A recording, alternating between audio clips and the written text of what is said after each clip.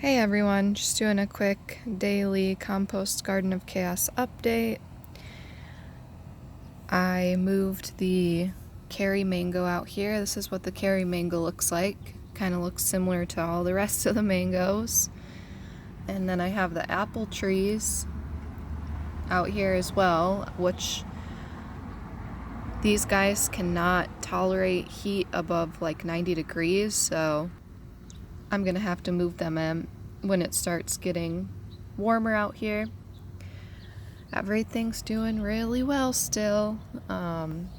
Seeing new growth on the mangoes like I mentioned yesterday, which is really exciting. Still waiting for my broccolis to grow a little bit more before I plant them in the bed. No action yet on the green leaf lettuce, which is okay. Still have that avocado that's somewhat hanging in there.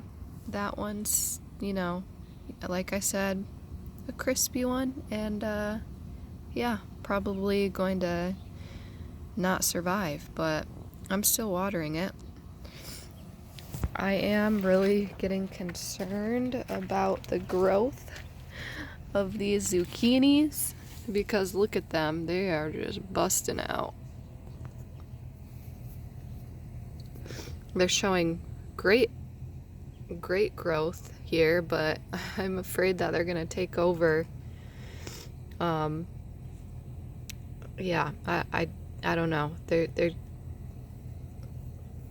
I clearly made a mistake planting these close together like that. Maybe what I should have done is only planted one, I'm not sure. But herbs are doing well. Got our peppers that are doing pretty well. Some of them are a lot taller than others. Like these over here are much taller than this one. I'm not sure why that is. Maybe it's just sun exposure or something. I'm not sure. Still seeing all those little holes. I tried to do a little bit of research on why that is, and there's a few different bugs that could be getting the bell peppers. So I might try and do like neem oil, rub some neem oil on the leaves, and we'll see if that helps. But yeah, you can see that a lot of them have that, the holes. And the holes, I guess, also could be from water and like the sun burning through, but I don't know, they just kind of popped up, and they're not on all of them, so I'm not sure.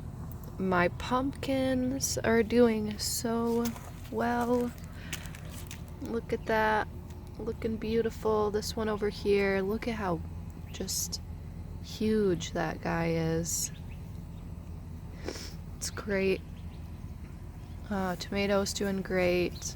This mystery plant obviously is taking over a big chunk of the garden bed. So yeah, no action yet on the green beans inside. The green beans will most likely take some time to sprout. And yeah, I'm germinating some kit mangoes like I mentioned yesterday. So we'll have Kit, Kent, and Carrie, and then I'm also germinating some Honeycrisp apple seeds. So we'll have Gala, that's what these are, and then Honeycrisp. But I don't think those grow well in Arizona. There are some apple varieties, I think, that grow better in Arizona, and those are not them, but it's all an experiment. We'll see how it goes. We have some really tragic news happen yesterday. So it's been just a really bad pet year for us. We lost Butters, our hamster. She turned 2 and was getting really old. I noticed that she was showing signs of being like an elderly hamster, so I changed up her enclosure. And then, like, shortly after that, she passed away. I found her in her burrow one morning and she had passed. So that was really hard and sad for all of us. And then I got a rescue budgie parakeet off of Facebook Marketplace that was living in just really sad conditions, like a tiny cage, no perches. And I'm like, oh man, I gotta scoop her up. So I rescued this budgie, and I think she was about a year old. And she acclimated really well and got along with the other budgies, and she ended up passing away like a month or two after we got her because she was drinking contaminated water. I was like watering a spider plant that was in the room, and she was drinking from that because it was pooling at the bottom of the plant. And the water that I was using was like old drinking water. So every morning I'd go in and change their water and just dump out their old water to water that plant. And it was pooling at the bottom. I didn't notice that she was drinking from it. My daughter pointed it out, and essentially I think that's what killed her. She got poisoned from the water, and it sucks because I had like 4 different water dishes, and my daughter told me that she noticed that she was drinking from the plant. The other 2 were fine. And, I took them to the vet just to make sure, and they were fine. And so that was really sad, losing Sky. Yesterday, we lost Cloud, one of our other budgies. He ran into the window and sustained a pretty severe head injury from that and had passed away very shortly after that. So we had a really hard day yesterday, super sad, and now we're down to one budgie, little Blue. So it's been a really tough pet year for us. Lyra also has been dealing with like a mystery wound area on her stomach that she's had for months now. And I took her to the vet. That's a whole story, but basically they told me it's a hot spot, which is, they think, on her, it's near her stomach area. They thought it was just from her laying down and like allergy related. So I completely changed her food and have I've since gone back to the old food because I don't think that it made much of a difference. I don't think the food was the cause of this, and I'm still not 100% sure if it's a hot spot or if it's something else, but it hasn't like grown at all, or like I had a concern because it looked like it was protruding outward at one point. It doesn't look like that anymore, so I'm really not sure what it is. It could be a hot spot, but I don't know. That's a whole story, like I said, so I'm not gonna go into all the details of the terrible vet experience that I had with her. But yeah, she's doing well, but that was a whole other thing that was just really scary to deal with. And yeah, our pets, my pets are really important to me. I love them a lot, so it really sucks when things happen.